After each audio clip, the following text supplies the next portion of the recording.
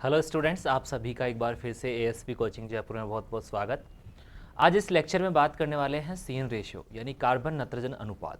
देखिए किस प्रकार से कार्बन और नत्रजन का अनुपात आपके विच्छेदन की क्रिया को प्रभावित करता है। तो विच्छेदन की क्रिया को समझने के लिए पहले CN अनुपात जिसको बोला जाता है उसको समझ लेना आवश्यक रहेगा। सबसे पहले बात करते हैं कि जीवांश पदार्थ में जो पाया जाने वाला कार्बनिक पदार्थ में पाया जाने वाला जो कार्बन और दूसरा जो है आपका नत्रजन, दूसरा बात कर रहे हैं आप नत्रजन, ठीक है। इसमें कार्बन और नत्रजन अनुपात जो पाया जा रहा है वो विच्छेदन की क्रिया को प्रभावित करता है। तो पहले इस चीज को समझते हैं कि कार्बन और नत्रजन अनुपात किस प्रकार से परिवर्तित हो सकता है। देखिए जीवांश पदार्थ मृदा में उपस्थित नत्रजन की मात्रा अधिक संबंध रखता है, बिकॉज यहां पे कार्बन जो है वो जितने भी सूक्ष्म जीव हैं उनको ऊर्जा देने का कार्य करता है, ठीक है। जबकि नत्रजन एक पौधे के लिए क्या है, पादप पोषक तत्व के रूप में काम करता है। यानी दोनों का ही योगदान रहेगा। कार्बन जो है वो मुख्य रूप से सूक्ष्म जीवों को ऊर्जा प्रदान कर रहा है, पौधों को ऊर्जा प्रदान कर रहा है, और दूसरी तरफ आपका नाइट्रोजन है जो पौधों के लिए एक मुख्य पोषक तत्व का काम करता है। मृदा में प्राप्त कुल मात्रा जिसमें आपकी नाइट्रोजन की मात्रा और कुल कार्बन की मात्रा, इसको आप कार्बन नत्रजन अनुपात बोलते हैं। देखिए इसका फॉर्मूला दे रखा है, कार्बन नत्रजन अनुपात बराबर मृदा में प्राप्त कार्बन की कुल मात्रा बटे मृदा में प्राप्त नाइट्रोजन की कुल मात्रा। तो ये दोनों मात्राएं जो है, इन दोनों मात्राओं का अनुपात आपका CN अनुपात कहलाता है, ठीक है। अब देखिए किस प्रकार से ये विच्छेदन की क्रिया को प्रभावित करेगा। यह अनुपात मृदा में नत्रजन कुल जीवांश पदार्थ व उसकी विच्छेदन दर को नियंत्रित करता है। विच्छेदन की जो दर है वो इस अनुपात पे निर्भर करती है। यह सबसे इंपॉर्टेंट पॉइंट है कि विच्छेदन की जो दर रहने वाली है वो आपकी किस पे निर्भर कर रही है, वो आपके कार्बन और नत्रजन का जो अनुपात मृदा में मौजूद है उस अनुपात पे निर्भर कर रही है, ठीक है। अब देखिए कार्बन नत्रजन अनुपात काफी परिवर्तनशील है। ये अलग अलग मृदाओं में अलग अलग कंडीशन में अलग अलग अवस्थाओं में पाया जाएगा। दूसरी चीज बात करें, कृषि योग्य भूमि में इसकी परिसीमा 8:1 से 15:1 तक होती है। ये इसका एवरेज दे रखा है 8 से 15:1, और औसत अगर बात कर रहे हैं तो 10 से 12:1 होगा, ठीक है। ये आपका अनुपात सामान्य मृदाओं का रहता है। नेक्स्ट बात करते हैं किस प्रकार से ये प्रभावित होगा, किस प्रकार से ये बदलता रहता है। देखो कार्बन नत्रजन अनुपात जलवायु कारक जैसे वर्षा और ताप से प्रभावित होते हैं। सामान्यतः यह अनुपात शुष्क क्षेत्रों की मृदाओं में आर्द्र क्षेत्रों की मृदाओं से कम होता है। यानी अगर बात कर रहे हैं आप, एक तरफ आपके शुष्क क्षेत्र हैं और दूसरी तरफ कौन से हैं, आर्द्र क्षेत्र। तो शुष्क क्षेत्रों में आर्द्र क्षेत्रों की तुलना में कम होता है। फलीदार पौधे, जैसे बात करें फलीदार पौधे जैसे लेग्यूमिनेस को लेकर आगे, गोबर की खाद में कार्बन नत्रजन अनुपात 20 अनुपात से 30 अनुपात होता है। कुछ फसल अवशेष जैसे भूसा में ये 100:1 होगा। सूक्ष्म जीवाणुओं में कार्बन नत्रजन अनुपात 4:1 से 9:1 तक होता है। बैक्टीरिया के उत्तकों में यह अनुपात 5:1, ठीक है, और फंजाई के उत्तकों में यह अनुपात 10:1 होता है। क्योंकि बैक्टीरिया के उत्तकों की मात्रा फंजाई से उत्तकों से ज्यादा होती है, और मृदा में ह्यूमस का कार्बन नत्रजन अनुपात 10:1 होता है। तो ये पॉइंट आपको ये क्लियर कर रहा है कि मुख्य रूप से जो आपके अवशेष है, फसल के अवशेष है, गोबर की खाद है, सूक्ष्म जीवों की कोशिकाएं हैं, इनका कार्बन नत्रजन अनुपात जो दिया गया है वो होता है। इस नत्रजन और कार्बन के अनुपात से विच्छेदन की क्रिया किस प्रकार से प्रभावित होती है इसको अपन आगे बात करने वाले हैं। देखिए, मृदा में मिलाए गए जीवांश पदार्थ, जिसको आप कार्बनिक पदार्थ बोलते हैं, इनका कार्बन नाइट्रोजन अनुपात विस्तृत होता है। इसके मृदा में मिलाए जाने पर कार्बन के स्रोत ऊर्जा के रूप में ग्रहण किए जाते हैं। ऊर्जा के रूप में इसको ग्रहण करने वाले क्या होंगे? परपोषित जीवों की संख्या में तीव्रता से वृद्धि होगी। यानी कि कार्बन किसका स्रोत है? मुख्य रूप से ऊर्जा का स्रोत है। तो अगर कार्बन की मात्रा ज्यादा होगी तो ये पौधों के सूक्ष्म जीवों द्वारा ग्रहण किया जाएगा, ऊर्जा प्राप्त की जाएगी और ये आपके इनकी संख्या में वृद्धि होगी। इन सूक्ष्म जीवों की क्रिया से मृदा में अधिकांश जीवांश पदार्थ कार्बन डाइऑक्साइड तथा ऊर्जा में शीघ्रता से विच्छेदित होने लग जाता है, जिससे जीवांश पदार्थ की मात्रा शीघ्र कम हो जाती है। यानी कि कार्बन डाइऑक्साइड और ऊर्जा में यह शीघ्रता से टूट जाएगा। ऊर्जा को यह ग्रहण कर लिया जाएगा सूक्ष्म जीवों द्वारा और CO2 की जो मात्रा है वो मृदा में उपस्थित रहेगी। सूक्ष्म जीवों की इस दशा में नए उत्तकों का निर्माण हेतु नाइट्रोजन की आवश्यकता पड़ती है। इस प्रकार प्रोटीन लिग्निन के साथ मिलकर जटिल पदार्थ बना लेते हैं और प्रोटीन जो है आपका प्रोटीन जिसमें नाइट्रोजन मौजूद है उसको आपके पौधे ग्रहण करेंगे, सूक्ष्म जीव ग्रहण करेंगे और कई प्रकार के जटिल पदार्थ बनाएंगे। फलस्वरूप कार्बन नाइट्रोजन अनुपात संकुचित हो जाता है। कार्बन नाइट्रोजन अनुपात के संकुचित होने से कार्बन की मात्रा घट जाती है, जिसके कारण परपोषित जीवों की सक्रियता कम हो जाती है, क्योंकि आपके जो जितने भी सूक्ष्म जीव है उनको वृद्धि के लिए जो ऊर्जा की आवश्यकता होती है ये ऊर्जा आपको कार्बन प्राप्त करवाता है। इस कारण नाइट्रोजन की मांग कम हो जाती है। इस अवस्था में नाइट्रीकरण की क्रिया पुनः होने लग जाती है और नाइट्रीकरण की जो क्रिया है वो वापस से कंटिन्यू होने लग जाती है। ठीक है, चलिए अब बात कर रहे हैं कार्बन नाइट्रोजन अनुपात का महत्व, किस प्रकार से इसका इंपॉर्टेंस रहता है। देखो, मृदा में कार्बन नाइट्रोजन अनुपात का महत्व दो कारणों से ही होता है। इसमें मुख्य दो कारण हैं। कौन कौन से मुख्य कारण हैं देखते हैं। विस्तृत अनुपात का जीवांश पदार्थ के मृदा में मिलाने पर सूक्ष्म जीवों व उच्च पौधों के बीच में प्रतिस्पर्धा होती है। विस्तृत कार्बन अनुपात रखने वाले जीवांश पदार्थ को मृदा में मिलाने पर सूक्ष्म जीवों की सक्रियता बढ़ जाती है, जिसके कारण विच्छेदन की क्रिया अधिक होती है। इस प्रक्रिया के दौरान नाइट्रोजन मृदा में कम हो जाता है। इसके कारण नाइट्रोजन पौधों को प्राप्त नहीं होती है। विच्छेदन प्रक्रिया में कुछ समय उपरांत कार्बन नाइट्रोजन अनुपात संकुचित होने लगता है, जिसके कार्बन की मात्रा घट जाती है। फलस्वरूप परपोषित जीवों की सक्रियता भी कम हो जाती है। इस कारण नाइट्रोजन की मांग कम हो जाती है। नाइट्रेट नाइट्रोजन पौधे को प्राप्त हो जाती है। यानी कि कार्बन और नाइट्रोजन अनुपात का परिवर्तन जब होता है तो सूक्ष्म जीवों की और पौधों की वृद्धि पर प्रभाव पड़ता है, क्योंकि पोषक तत्व के रूप में नाइट्रोजन ग्रहण किया जा रहा है और सूक्ष्म जीवों का जो ऊर्जा का स्रोत है वो है आपका कार्बन। ठीक है, तो जैसे ये परिवर्तित होता है वैसे ही प्रभाव देखा जा सकता है। कार्बन नाइट्रोजन अनुपात मृदा में स्थिर रहता है। इसका स्थिर रहना साधारणतः नाइट्रोजन स्तर पर निर्भर करता है। अतः कार्बन नाइट्रोजन अनुपात की प्रायोगिक उपयोगिता पौधों व मृदा में नाइट्रोजन की उपलब्धता के लिए है।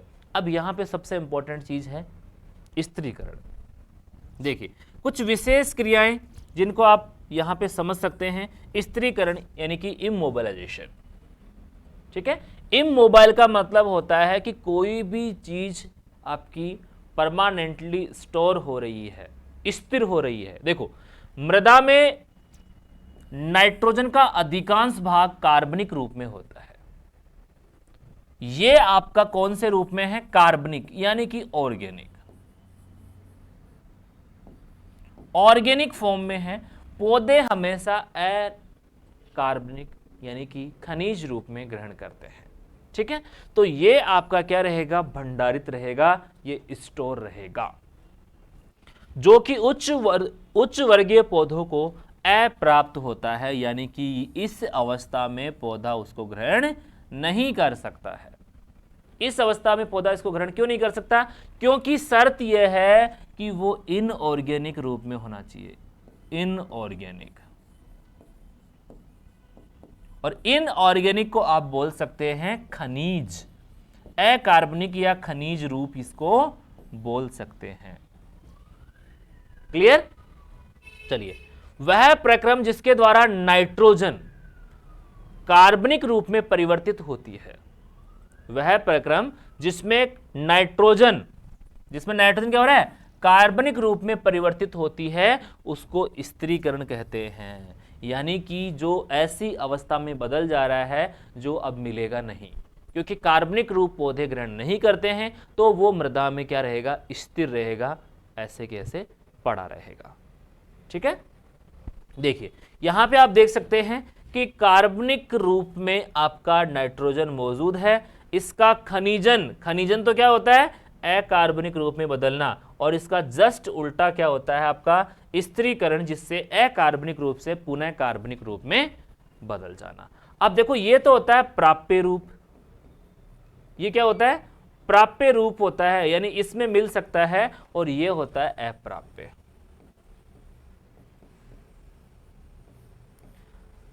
तो अप्राप्य से प्राप्य रूप में बदलना तो क्या कहलाता है, आपका खनिजन, मिनरलाइजेशन, और इसका उल्टा क्या होता है, इमोबिलाइजेशन, स्थिरीकरण। ठीक है, चलो आगे बात करते हैं मिनरलाइजेशन। देखो मिनरलाइजेशन को देखते हैं। खनिजन वह प्रक्रम है जिसमें कार्बनिक, देखो कार्बनिक क्या है, नाइट्रोजन, अधिक गतिशील, और इसको बोल रहे हैं आप मोबाइल, और ये फॉर्म कौन सी है, अकार्बनिक रूप। अकार्बनिक रूप इसको बोल सकते हैं प्राप्य रूप। प्राप्य रूप है ये इसका, जिसमें आपका अमोनियम NH4+ और नाइट्रेट NO3- के रूप में रूपांतरित होता है, और ये दोनों की दोनों अवस्थाएं पौधे द्वारा ग्रहण की जा सकती है। पौधे द्वारा ये दोनों ही आपकी प्रावस्थाएं या दोनों ही रूप ग्रहण किए जाने योग्य होते हैं। ठीक है, अब बात कर रहे हैं मृदा में नाइट्रोजन चक्र के महत्वपूर्ण जैविक प्रक्रम। देखो नाइट्रोजन का जो साइकिल है वो किस प्रकार से परिवर्तित होता रहता है, जिसमें आपका नाइट्रोजन एक रूप से दूसरे रूप में परिवर्तित हो रहा है। मृदा में सदैव नाइट्रोजन की अधिक मात्रा अंतःग्रहण तथा अनेक रूपांतरण क्रियाओं के साथ निरंतर चलता रहता है। यानी कि नाइट्रोजन एक रूप से दूसरे रूप में बदलता रहता है, एक रूप से दूसरे रूप में बदल रहा है, और वो रूप जो है उसके कौन कौन से होंगे देखिएगा। इस प्रकार निरंतर चलने वाले क्रमिक परिवर्तनों के परिणाम स्वरूप मृदा में नाइट्रोजन का लाभ व ह्रास होता रहता है। हर सिक्के के दो पहलू होते हैं, यहाँ पे लाभ होगा तो हानि भी होगी। इस प्रकार से होने वाले नाइट्रोजन के संयुक्त परिवर्तनों को नाइट्रोजन चक्र कहते हैं। यानी कि नाइट्रोजन एक रूप से दूसरे में बदल रहा है, इस कंप्लीट प्रोसीजर को क्या बोल रहे हैं, नाइट्रोजन चक्र बोल रहे हैं। खनिजन के फलस्वरूप कार्बनिक नाइट्रोजन धीरे धीरे अमोनिया। अब देखो खनिजन में क्या हो रहा है, खनिजन में आपका कार्बनिक से अकार्बनिक में बदल रहा है, कार्बनिक से अकार्बनिक में बदल रहा है। इसमें आप देखिएगा कि खनिजन के फलस्वरूप कार्बनिक नाइट्रोजन ये आपका क्या था, अप्राप्य, धीरे धीरे अमोनियम और नाइट्रेट नाइट्रोजन के रूप में, यानी इनमें बदल रहा है, और ये दोनों के दोनों रूप ही क्या है, प्राप्य रूप के रूप में परिवर्तित होती है। खनिजन में अमीनीकरण, देखो ये सबसे इंपॉर्टेंट है, अभी बात करेंगे अमीनीकरण की। अमीनीकरण, अमोनीकरण और नाइट्रीकरण की क्रियाएं सम्मिलित है। ये तीनों क्रियाएं इसमें सम्मिलित की जाती है, ये तीनों प्रकार की क्रियाएं इसमें सम्मिलित की जाती है। देखो यहां पे बात कर रहे हैं कार्बनिक नाइट्रोजन है, और कार्बनिक नाइट्रोजन है आपकी प्रोटीन के रूप में, इसमें है प्रोटीन के रूप में। एंजाइम इसको जल विश्लेषण द्वारा प्रोटियोज, उसके बाद में पेप्टोन्स, पेप्टोन के बाद में एमिनो अम्ल, एमिनो अम्ल के बाद में नाइट्राइट, और नाइट्राइट के बाद में नाइट्रेट में परिवर्तित कर दिया जाता है। तो ये सारी की सारी क्रियाएं क्या हो रही है, इसमें कई प्रकार के सूक्ष्म जीव अपना अपना योगदान दे रहे हैं, और अपने योगदान के फलस्वरूप एक रूप से दूसरे रूप में ये इसको बदल रहे हैं, एक रूप से दूसरे रूप में इसको बदल रहे हैं। और ये बदलने की जो क्रिया है इसी को आप क्या बोल रहे हैं, नाइट्रोजन चक्र बोल रहे हैं। ये सबसे इंपॉर्टेंट चीज है। ठीक है, अब देखो नेक्स्ट आपकी जो मोस्ट इंपॉर्टेंट चीज है, पहली चीज है डियर अमीनीकरण। देखो अमीनीकरण और अमोनीकरण में थोड़ा सा फर्क है, इसको अगर आप थोड़ा सा समझ लेंगे तो इजी रहेगा। अमीनीकरण में प्रोटीन देखो किस में बदल रहा है, वह प्रक्रम जिसमें प्रोटीन अन्य संकीर्ण नाइट्रोजन युक्त कार्बनिक यौगिक एंजाइम की क्रिया करके एमिनो अम्ल में बदल जाता है। यानी कि सीधा इसको याद करने का तरीका यह है कि एमिनो अम्ल का निर्माण होना ही क्या है, अमीनीकरण। एमिनो अम्लों का निर्माण एमीनीकरण हो रहा है, और यह आपको पता है कि प्रोटीन आपकी बनी होती है एमिनो अम्लों से। प्रोटीन जो बनी होती है वो कई प्रकार के एमिनो अम्लों से बनी हुई संरचनाएं होती है। तो यहां क्या हो रहा है, उसका विनाश, उसका विच्छेदन हो रहा है। तो देखिए कि प्रोटीन से सीधे क्या बन गए, एमिनो अम्ल। इसको आप क्या बोल रहे हैं, अमीनीकरण। अमीनीकरण क्रिया में परपोषित मृदा सूक्ष्म जीव भाग लेते हैं, और यहां पे देखो कौन से सूक्ष्म जीव है, परपोषित मृदा सूक्ष्म जीव। इन जीवों से संश्लेषित बाह्य कोशिका प्रोटीन, अपघटक एंजाइम प्रोटीन नाइट्रेट युक्त कार्बनिक यौगिक को एमिनो अम्लों में परिणत कर देते हैं, जिसके निम्न प्रकार से प्रदर्शित किया जाता है। देखो यहां पे क्या है, आपका प्रोटीन है या प्रोटीन के अन्य संकीर्ण नाइट्रोजन युक्त कार्बनिक यौगिक है, जो एंजाइम इसको डाइजेशन करके संकीर्ण एमिनो अम्ल यौगिकों में बदल रहे हैं। यहां पे सबसे इंपॉर्टेंट चीज है एमिनो अम्ल। इसके साथ ही CO2 एंजाइम और अन्य यौगिक भी बनते हैं। यानी एक प्रकार से आप कह सकते हैं एक कॉम्प्लेक्स फॉर्म में यहां प्रोडक्शन हो रहा है। और इसमें मेनली आपको क्या याद रखना है कि प्रोटीन से एमिनो अम्ल बनना, सबसे सिंपल डेफिनेशन यही है, प्रोटीन से एमिनो अम्ल।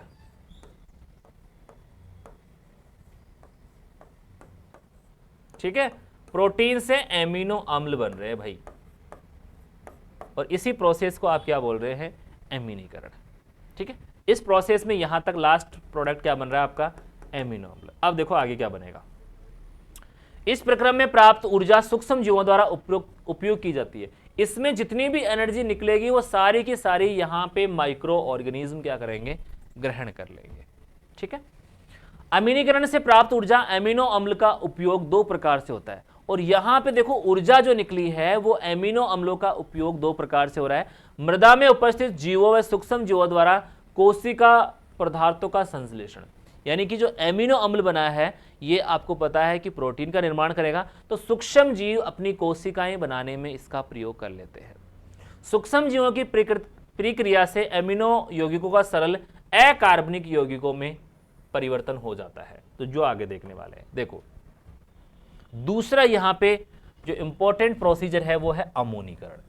देखो वो एमीनीकरण था और ये क्या है, अमोनीकरण। वहां पे क्या बना था, एमिनो अम्ल। एमिनो अम्ल बने उसको बोल रहे हैं एमीनीकरण। अब यहां पे बनेगी एमोनिया, और अमोनिया का फॉर्मेशन मतलब अमोनीकरण। थोड़ा सा डिफरेंस देखो, विच्छेदन दशाएं एवं सूक्ष्म जीवों के स्वभाव के आधार पे एमिनो अम्ल जो किस क्रिया में बने थे, एमीनीकरण, कुछ विशेष सजात यौगिकों में अवकृत होकर अंत में अमोनिया बनाते हैं। सीधी सी बात यही है कि एमिनो अम्लों से क्या बन गया आपका, एमिनो अम्लों से, एमिनो अम्लों से आपका जो बन गया उत्पाद वो बन गया आपका अमोनिया। बस यही खास बात है इसकी। अभी तक क्या बन गया आपका, अमोनिया बन गया। यह परिवर्तन एमिडेज तथा डी एमिनेज एंजाइम द्वारा होता है। अतः वह क्रिया जिसमें एमिनो अम्ल, वही बात बार बार रिपीट की गई है, एमिनो अम्ल सूक्ष्म जीवों की क्रिया के फलस्वरूप अमोनिया व अमोनियम यौगिक में बदल जाता है। और उस प्रोसेस को क्या बोल रहे हैं, अमोनीकरण बोल सकते हैं। सबसे सिंपल डेफिनेशन यही बनेगी, प्रोटीन से एमिनो अम्ल बनते हैं उसको एमीनीकरण, और एमिनो अम्ल से अमोनिया बनती है उसको अमोनीकरण कहते हैं। ठीक है, अमीनीकरण क्रिया में संकलन सूक्ष्म जीव अमोनीकरण क्रिया में संपन्न करते हैं। इस प्रकार निम्न प्रकार से इसको प्रदर्शित कर रहे हैं। देखिए ये आपके एमिनो एसिड है, ठीक है, जो अमीनीकरण क्रिया में बने थे, और ये आपके हाइड्रोलाइसिस हो रहे हैं, कई प्रकार के एंजाइम हैं, और यहाँ पे आपका कई प्रकार के मॉलिक्यूल्स बन रहे हैं, और यहाँ पे सबसे इंपॉर्टेंट चीज़ है ये अमोनिया बनी है, और साथ ही ऊर्जा का भी उत्सर्जन हुआ है। ठीक है, तो ये एक रूप से दूसरे रूप में आपका नाइट्रोजन परिवर्तित हो रहा है। अमीनीकरण क्रिया में उत्पन्न अमोनिया मृदा में CO2 से, यहां पे CO2 से संयुक्त होकर अमोनियम कार्बोनेट बनाती है। ये जो अमोनिया निकली है गैस के रूप में होती है, और ये CO2 से क्रिया करके क्या बना रही है, अमोनियम कार्बोनेट बनाती है तथा बाइकार्बोनेट बनाती है। इन यौगिकों के विलयन से अमोनियम आयंस प्राप्त होते हैं, जिनको पौधे ग्रहण कर लेते हैं। देखो 2NH3 यानी कि अमोनिया आपकी CO2 और H2O यानी कि कार्बनिक अम्ल से मिलकर क्या बना रही है, आपकी ये कार्बोनेट बना रही है। ठीक है, और यहां पे आप देख रहे हैं NH4 प्लस और CO2 माइनस बना रही है। ठीक है, तो ये अमोनियम जो आयन है या यौगिक जो है उसको पौधे ग्रहण कर लेंगे। चलो भाई नेक्स्ट बात करते हैं नाइट्रीकरण। ये सबसे इंपॉर्टेंट चीज है, ये सबसे इंपॉर्टेंट चीज है। देखो कंप्लीट जो नाइट्रोजन साइकिल होता है वो 3 प्रोसेस में कंप्लीट होता है। पहला क्या आ गया आपका अमीनीकरण, जिसमें प्रोटीन से अमीनो अम्ल बन रहा है। उसके बाद में अमोनीकरण, आपका अमीनो अम्ल से क्या बन रहा है, अमोनिया बन रहा है। और यहां पे अमोनिया से नाइट्रेट बदलना या नाइट्राइट बदलना, ये होता है नाइट्रीकरण। ठीक है, देखो नाइट्रीकरण वह प्रक्रम है जिसमें मृदा में उपस्थित अमोनियम नाइट्रोजन, जो आपकी अमोनियम के रूप में बन गई थी लास्ट में, नाइट्रेट में परिणत हो जाती है। यानी कि सीधी सी बात यह है कि NH4+ को आप क्या बोल रहे हैं, अमोनियम, और इससे आपका ट्रांसफर किस में हो रहा है, NO3-, क्योंकि पौधे इसी फॉर्म को लेते हैं। और इसका इसमें कन्वर्ट होना, NH4+ का NO3- में कन्वर्ट होना नाइट्रिफिकेशन होता है। ठीक है, देखो ये एक वायुवीय प्रक्रम है। यहां पे सबसे इंपॉर्टेंट चीज ये है कि ये ऑक्सीजन की उपस्थिति में होगा। ऑक्सीजन यहां पे अगर प्रेजेंट नहीं है तो ये काम नहीं होगा, क्योंकि उसमें 2 बैक्टीरिया होते हैं। पहले ये डायरेक्ट इसमें नहीं बदलेगा, ये पहले आपका NH4+ जो है वो NO2- में बदलेगा। इसमें बैक्टीरिया होता है नाइट्रोसोमोनास,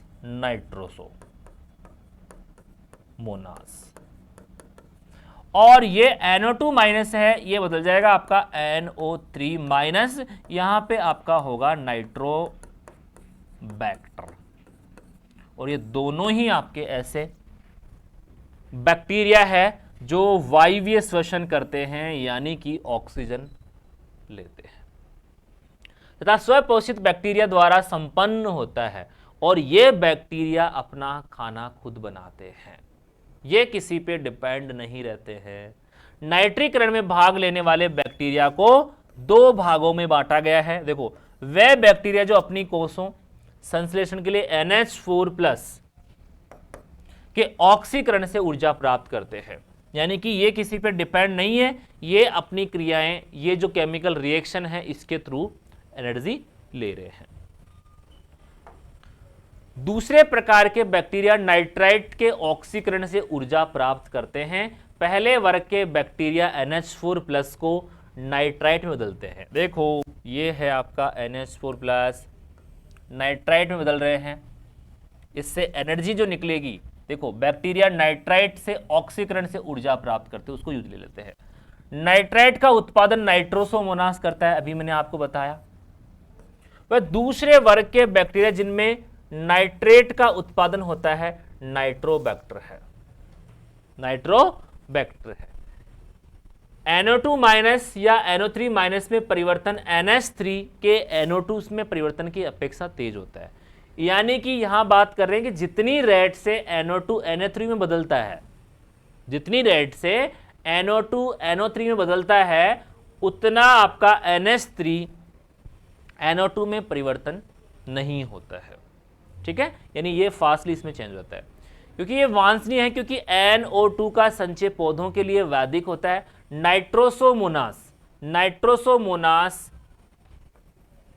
35 से 40 मोल अमोनिया ऑक्सीकृत करता है और नाइट्रोबैक्टर 70 से 80 मोल नाइट्राइट ऑक्सीकृत करता है। यह रासायनिक अभिक्रिया इस प्रकार से है, यानी कि इसमें नाइट्रोसोमोनास धीमा कार्य कर रहा है और नाइट्रोबैक्टर जो है वो फास्ट काम कर रहा है। देखो 2NH2 है और इसमें आपका ऑक्सीजन ऐड हो रहा है, तो इससे आपका बन रहा है 2HNO2, यानी इसमें क्या बन रहा है आपका, ये नाइट्राइट।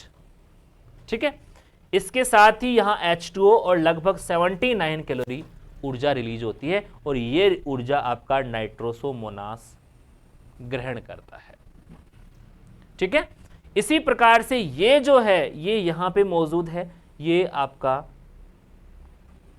2HNO2 ऑक्सीजन की प्रेजेंस में, फिर भी ये ऑक्सीजन की प्रेजेंस में काम कर रहा है और इससे आपका बना है HNO3 यानी कि नाइट्रेट, और 43 कैलोरीज आपकी नाइट्रोबैक्टर के लिए रिलीज हुई है। ये सबसे इंपॉर्टेंट प्रोसीजर है और यहां पे ये दोनों ही क्रियाएं कब होगी, जब आपका तापमान, देखो तापमान इसके लिए 30 से 35 डिग्री सेंटीग्रेड और पीएच की बात करते हैं डियर 8.5 से अधिक। इस कार्य के लिए ये दोनों चीजें महत्वपूर्ण रहती है। ठीक है, ये दोनों कार्य आपके इस अनुकूल परिस्थिति में ही हो सकते हैं, याद रखिएगा। ठीक है, चलिए अब बात करते हैं विनाइट्रीकरण। ये जो काम हुआ ये एक सही डायरेक्शन में काम हुआ है और इसका जस्ट उल्टा जो वर्क होने वाला है, इसका जस्ट उल्टा जो कार्य होने वाला है वो आपका विनाइट्रीकरण। मैंने आपको कल परसों बताया था कि डी जो शब्द लगा हुआ है इसका मतलब होता है जस्ट उल्टा। नाइट्रिफिकेशन आप समझ चुके हैं कि ऑर्गेनिक से इनऑर्गेनिक में कन्वर्ट होना, ऑर्गेनिक से इनऑर्गेनिक में कन्वर्ट होना, लेकिन यहां पे क्या हो रहा है, सारा ही काम ही उल्टा हो रहा है। तो उल्टा काम देखो किस प्रकार से होता है। इस प्रक्रम में मृदा नाइट्रेट का, यानी कि आपकी नाइट्रेट NO3 का नाइट्रोजन गैस में किस में बदल गई भाई, N2 में बदल गई। N2 गैस है, इसको पौधे ग्रहण नहीं करेंगे, या N2O नाइट्रस ऑक्साइड में परिवर्तित होता है और यह पौधे द्वारा ग्रहण नहीं की जा सकती। क्यों? क्योंकि गैस के रूप में आपके पोषक तत्व ग्रहण नहीं किए जा सकते। यह प्रक्रम अनेक जीवाणुओं की प्रक्रिया के द्वारा होते हैं जो अवायवीय होते हैं सामान्यतः, जिनको ऑक्सीजन की कोई रिक्वायरमेंट नहीं होती है। नाइट्रेट अवकरण में नाइट्रेट स्वांगीकरण की अनेक प्रक्रियाओं द्वारा नाइट्रेट का लुप्त होना प्राय विनाइट्रीकरण कहलाता है। यानी कि कुल मिला के बात यहां पे नाइट्रेट जो है वो अनुपलब्ध हो रहा है। अतः विनाइट्रीकरण से अभिप्राय है उस प्रक्रम से जिसमें मृदा में नाइट्रेट का वायुमंडलीय नाइट्रोजन में ऑक्सीकृत हो जाना। ठीक है, पूर्ण रूप से यहां पे इसका परिवर्तन हो रहा है। जबकि अन्य प्रक्रम जिसमें नाइट्रोजन का लोपन डिसअपीयरेंस होता है, नाइट्रेट अवकरण में नाइट्रेट स्वांगीकरण कहलाता है। इस प्रक्रम में बैक्टीरिया, जैसे बात करें डीनाइट्रिफिकेंस, शूडोमोनास, माइक्रोकोकस और बैक्सीलस भाग लेते हैं।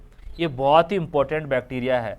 डीनाइट्रिफिकेंस, शूडोमोनास, माइक्रोकोकस और बेसिलस, ये आपके इस प्राप्य अवस्था से अप्राप्य अवस्था में बदल रहे हैं। देखो अच्छा खासा मिल रहा था पौधों को, लेकिन आपके कुछ बैक्टीरिया, ये जिसमें डीनाइट्रिफिकेंस है, शूडोमोनास है, माइक्रोकोकस है और बेसिलस, ये इसको जो कभी नहीं मिलने वाली अवस्था है उसमें बदल देते हैं। जो कभी प्राप्त नहीं होती है पौधों को, उसमें इसको कन्वर्ट कर देते हैं। ठीक है, तो इसको डीनाइट्रिफिकेशन बोलते हैं। अब बात करते हैं मृदा में पाए जाने वाले कुछ महत्वपूर्ण सूक्ष्मजीवों की। मृदा में पाए जाने वाले महत्वपूर्ण सूक्ष्मजीव देखो कौन से होते हैं। भूमि मृत पदार्थों का केवल जड़ पुंज नहीं है, अनेक प्रकार के जीवों का निवास भी होता है। यानी कि जो आपका सोइल है वो केवल जड़ों के लिए नहीं है, वो कई प्रकार के जो सजीव हैं उनके लिए एक हैबिटेट, एक निवास का काम भी करता है, जिसमें अधिकांश को नंगी आंखों से देखा नहीं जा सकता, इसलिए इन्हें सूक्ष्म जीव कहते हैं। अब आंखों से देख लेते तो फिर उनको जीव ही कह देते, लेकिन देख नहीं सकते तो इसलिए इसको क्या बोल दिया, माइक्रो ऑर्गेनिज्म। इन सूक्ष्म जीवों में अधिकांशतः कृषक के लिए मित्र का काम करते हैं और बाकी सारे शत्रु का काम भी करते हैं। लेकिन कुछ ऐसे जीव भी हैं जिनके कारण फसलों को अनेक रोग लगते हैं, जो कृषि के लिए अभिशाप है। इनको 5 भागों में बांटा गया है, 5 वर्गों में इनको बांट दिया गया है। अब देखो ये 5 वर्ग कौन कौन से हैं। पहला है जीवाणु।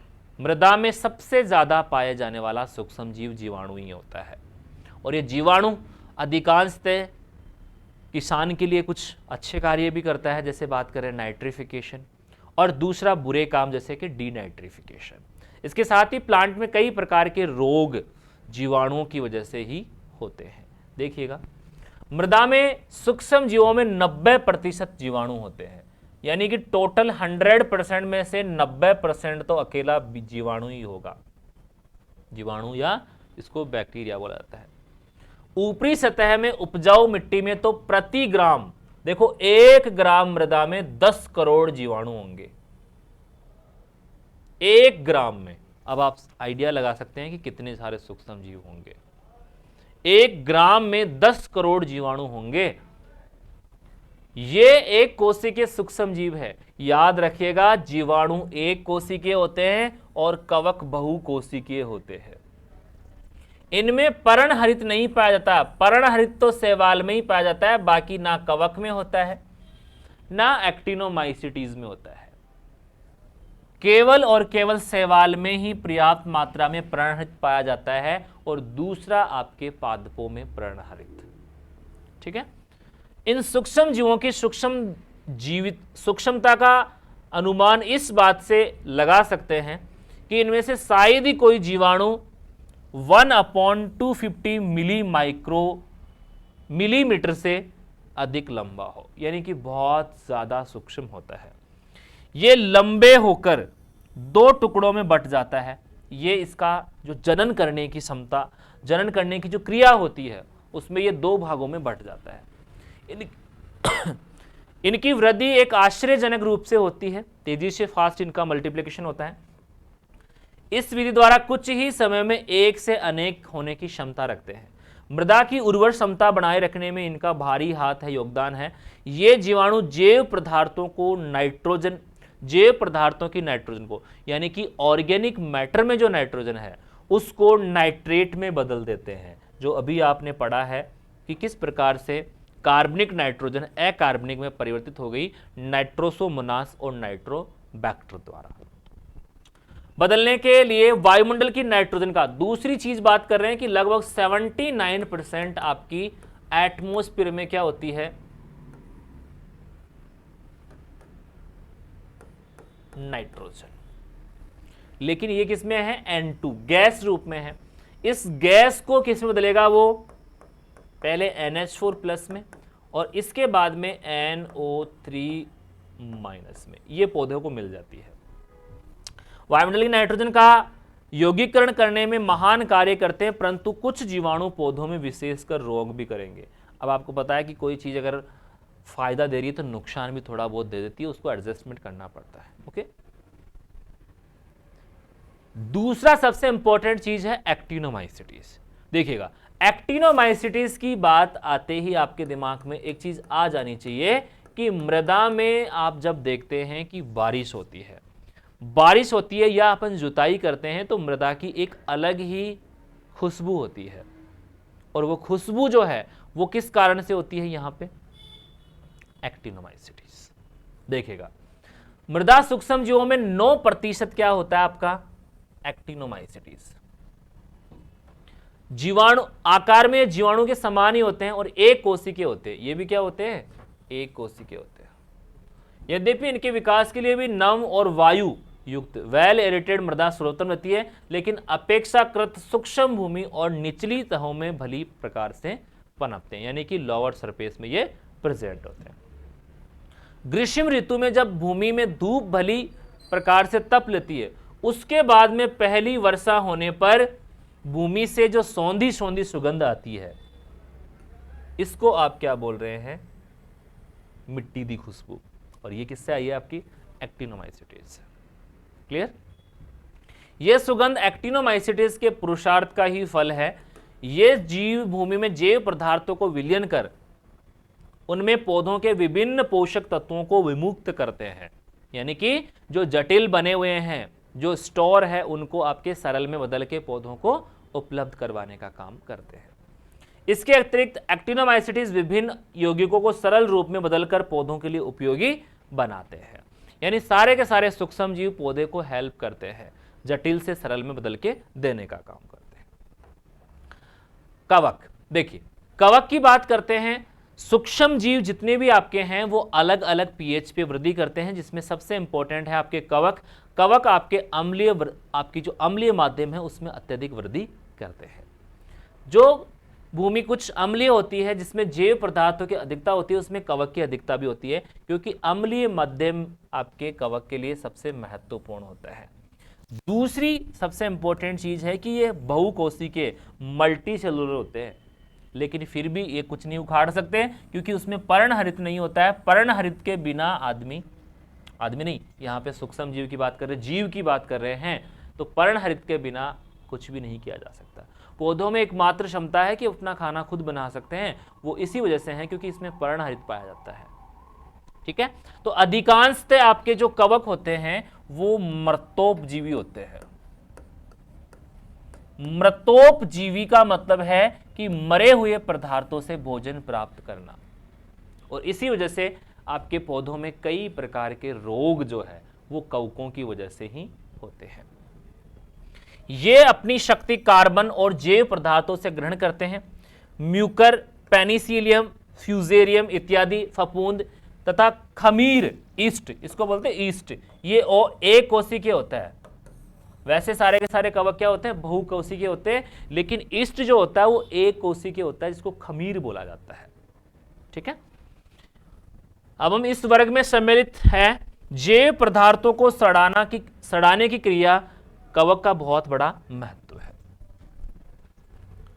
और नेक्स्ट है आपका हुमस बनाने में कवक जीवाणुओं की अधिक महत्व रखते हैं, लेकिन ये अमोनियम यौगिक को नाइट्रेट में बदलने की क्षमता नहीं रखते हैं, वो तो बैक्टीरिया में ही होती है। ये वायुमंडल की नाइट्रोजन का भूमि में यौगिकरण कर सकते हैं। ये जीव बहुत महीन धागे के आकार के होते हैं, जिसे माइसीलिया कहते हैं। इस प्रकार के तंतु होते हैं इसमें। ठीक है, इस प्रकार से ये तंतु होते हैं। सिंगल को हाइपी कहते हैं और कंप्लीट को माइसीलिया कहते हैं। ठीक है, कवक जाल बोलते हैं। संख्या की बात करते हैं तो संख्या में आपके सूक्ष्म जीव बैक्टीरिया ज्यादा होगा, लेकिन कवक का जैव भार ज्यादा होता है।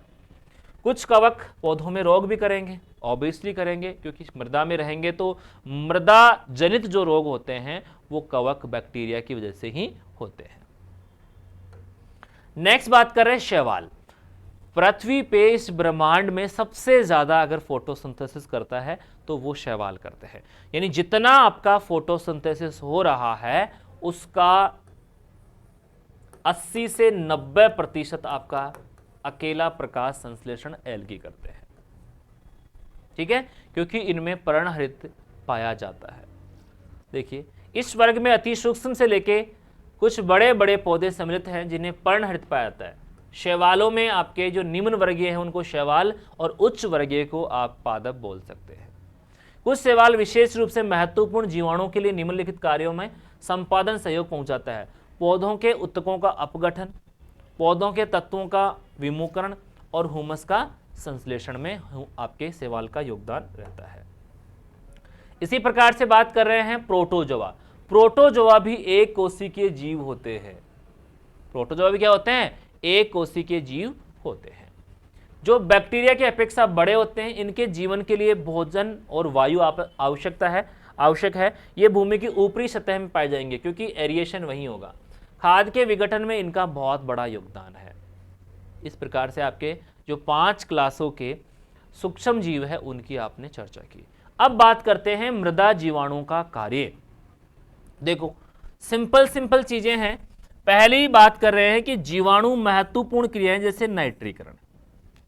नाइट्रीकरण क्या है आपका, जिसमें पहले वायुमंडलीय नाइट्रोजन को ग्रहण किया जाएगा, उसके बाद में उसको बदला जाएगा अमोनियम में, और उसके बाद में किस में बदला जाएगा, उसको नाइट्रेट में और नाइट्राइट में। ठीक है। नाइट्रोजन यौगीकरण, नाइट्रोजन फिक्सेशन, यानी कि अकार्बनिक से कार्बनिक में बदलना ताकि वो नुकसान ना हो। कार्बोहाइड्रेट का विभंजन व जैव द्रव्य का खनिज परिवर्तन, यानी कि इसको कॉम्प्लेक्स से सिंपल में कन्वर्ट करना। और विनाइट्रीकरण, हालांकि विनाइट्रीकरण जो होता है वो तो एक हानिकारक क्रिया है। नाइट्रोजन स्थिरीकरण, वायुमंडल में नाइट्रोजन की मात्रा आयतन के आधार पर लगभग 78 या 79% होती है। भारात्मक आधार पे आप देखेंगे तो ये 75 होती है। देखो वॉल्यूम बेसिस पे और वेट बेसिस पे, ये तो किसके आधार पे है, वेट बेसिस पे, और ये आपका वॉल्यूम बेसिस पे 78% होती है। वायुमंडल की नाइट्रोजन को जीवाणु द्वारा ग्रहण करके भूमि या पौधे को उपलब्ध करवाना ही नाइट्रोजन स्थिरीकरण कहलाता है। ठीक है। और इसमें आपके 2 प्रकार के जीवाणु नाइट्रोजन स्थिरीकरण करते हैं। इसमें सहजीवी और असहजीवी। सहजीवन जिसको बोला जाता है, सिम्बायोसिस बोला जाता है, जिसमें कोई भी दो जीव अपना लाइफ एक साथ जो है वो बिताते हैं, ताकि एक दूसरे को लाभ एक दूसरे को हानि, ना लाभ होगा ना हानि होगी, ऐसा संबंध। क्योंकि अकेला अगर कोई कार्य कर रहा है, ये मान लीजिएगा एक ही अगर प्रोडक्शन कर रहा है तो इसकी तो हानि हो जाती, और ये ग्रहण कर रहा है तो इसका लाभ हो जाता। लेकिन इसमें क्या करते हैं, दोनों बराबर अपना योगदान देते हैं। ठीक है, इसलिए इसको सहजीवन बोलते हैं, दोनों मिलकर काम करते हैं। देखो सहजीवी में आपके आते हैं सबसे इंपॉर्टेंट राइजोबियम। राइजोबियम जो जीवाणु होते हैं वो पौधे की जड़ों में विशेष प्रकार की गांठें जो लेग हीमोग्लोबिन से बनी होती है, गुलाबी रंग की, उनमें मौजूद होता है। और इसका कार्य है कि फ्री नाइट्रोजन जो एटमॉस्फेयर में प्रेजेंट है उसको ग्रहण करना और उसको कन्वर्ट करके पौधे को उपलब्ध करवाना। देखो अधिकांश फलीदार पौधे यानी कि लेग्यूमिनेसी जैसे सनई, ढेचा, बरसीम, मटर, मूंग, चना, अरहर आदि की जड़ों में छोटी छोटी ग्रंथियां होती है। ये ग्रंथियां बनी होती है एक फेरस युक्त, लौह प्रोटीन युक्त होती है और जिसका नाम है लेग हीमोग्लोबिन। लेग हीमोग्लोबिन होती है जो अगर आप देखेंगे तो गुलाबी रंग की होती है, गुलाबी। ठीक है। इसमें क्या होगा, इसमें बैक्टीरिया होंगे। देखिए इन ग्रंथियों में वायुमंडल से मृदा में नाइट्रोजन स्थिरीकरण करने वाले बैक्टीरिया निवास करते हैं, यानी इनका होम टाउन होता है ये। बैक्टीरिया दलहनी पौधों में ऊर्जा प्राप्त, दलहनी पौधों से ऊर्जा। अब देखो बैक्टीरिया को ऊर्जा तो कौन दे रहा है, पौधा। पौधे से तो ऊर्जा ले रहे हैं जो कार्बोहाइड्रेट ले रहे हैं। इसके लिए कार्बोहाइड्रेट, क्योंकि कार्बोहाइड्रेट ऊर्जा का एक सर्वोत्तम स्रोत है, उसके लिए पौधे को क्या मिल गया, पौधे को अभी तक कुछ नहीं मिला है। अभी तक ये पौधे आपके बैक्टीरिया को दे रहे हैं कार्बोहाइड्रेट की, ले भाई काम कर। तथा इन पौधों को आपके नाइट्रोजन यहां से लाके वायुमंडल से जो N2 के रूप में है वो लाके क्या कौन देते हैं, नाइट्रोजन देते हैं। इस प्रकार परस्पर एक दूसरे को लाभ पहुंचाते हैं। इसलिए बैक्टीरिया और दलहनी पौधों के संबंध को सहजीवी संबंध कहते हैं। इस प्रक्रिया में भाग लेने वाले जीवों को सहजीवी कहते हैं, यानी कि सिम्बायोट्स कहते हैं। सहजीवी जीवाणुओं में राइजोबियम प्रजाति सबसे इंपॉर्टेंट है। राइजोबियम प्रजाति का नाम सबसे पहले आता है और ये दलहनी पौधों के सहजीवनी वायुमंडल का नाइट्रोजन का यौगीकरण करते हैं और पौधों को उपलब्ध करवाते हैं। अब देखिए ग्रंथि का निर्माण। सबसे पहले क्या होता है कि जो रूट्स होती है उसमें ग्रंथियों का निर्माण होता है और उसमें आपके बैक्टीरिया पहुंच जाते हैं। ठीक है। देखिए नाइट्रोजन स्थिरीकरण बैक्टीरिया आपके जो जड़ें हैं उनमें घाव बना देते हैं, जिसकी वजह से वो फूल जाती है और फूल के गांठों के रूप में बदल जाती है। ठीक है, इसके बाद में क्या होगा, नाइट्रोजन को देखो किस प्रकार से सहजीवी अलग अलग पौधों में अलग अलग प्रकार के जीवाणुओं की मौजूदगी होती है। ठीक है, तो यहां सबसे इंपॉर्टेंट चीज क्या है कि राइजोबियम की अलग अलग प्रजातियों के नाम आपको एग्जाम में पूछे जाते हैं। जैसे सिंपली पूछा जाता है आपका रिज्का और स्वीट क्लॉवर, ठीक है, उसमें आपका कौन सा ले रहे हैं, राइजोबियम मैलिलोटी। इसी प्रकार से बात कर रहे हैं ट्राईफुलाई ले रहे हैं आप क्लॉवर यानी कि बरसीम में। लेग्यूमिनेसियम बोल रहे हैं आप मटर, खेत मटर, स्वीट पी, मसूर में। तो अलग अलग प्रजातियों में इसमें सबसे इंपॉर्टेंट आपका बरसीम का, जिसमें आप बात कर रहे हैं ट्राईफुलाई, सोयाबीन जिसमें आप बोल रहे हैं जैपोनिकम, ये वाले सबसे ज्यादा पूछे जाते हैं। ठीक है, तो ये विशेष प्रकार के सहजीवी जीवाणु हैं और इसी प्रकार से कुछ असहजीवी जो आपका प्लांट के साथ उनका संबंध नहीं रहता है, वो मृदा में स्वतंत्र रूप से पाए जाते हैं और पौधों को नाइट्रोजन उपलब्ध करवाते हैं। सामान्य रूप से अनाज वाली जो फसलें होती है उनके लिए ये कार्य करते हैं। देखिए, नॉन सिम्बायोटिक, वायुमंडल की नाइट्रोजन को बिना किसी पौधे की सहायता से, पौधा इसको कोई हेल्प नहीं कर रहा है, वहां पे कार्बोहाइड्रेट दे रहा था, यहां पे कोई संबंध नहीं है। असहजीवी नाइट्रोजन स्थिरीकरण में अनाज वाली फसलें जैसे गेहूं, जौ, बाजरा, मक्का आदि में ये मुक्त जीवी यानी कि फ्री लिविंग रहते हुए कार्य करते हैं। ये दो प्रकार के होते हैं, देखिएगा, जो आपके ऑक्सीजन की प्रेजेंस में कार्य करते हैं और आपके ऑक्सीजन की अनुपस्थिति में कार्य करते हैं। इसमें देखिए यहाँ पे कौन कौन से हैं, एजोटोबैक्टर, क्रोकोकम है, विजेरंकी है, एजल्स हैं, विनेलैंडी और इंडिकम, ये सारे के सारे एरोबिक यानी कि ऑक्सीजन की प्रेजेंस में कार्य करेंगे। और इसी प्रकार से कुछ वर्ग के, जिसमें आपके सबसे इंपॉर्टेंट है क्लोस्ट्रीडियम, जो ऑक्सीजन की एब्सेंस में भी अपना कार्य करते हैं। तो इस प्रकार से आपने चैप्टर 2 में जो भी इंपॉर्टेंट इंफॉर्मेशन ऑर्गेनिक मैटर्स हैं और ऑर्गेनिक मैटर को प्लांट के लिए अवेलेबल बनाने के लिए जो माइक्रो ऑर्गेनिज्म का रोल है उसके बारे में जानकारी प्राप्त की। नेक्स्ट वीडियो में नए चैप्टर के साथ मिलेंगे। आज के लिए इतना ही। Thank you so much.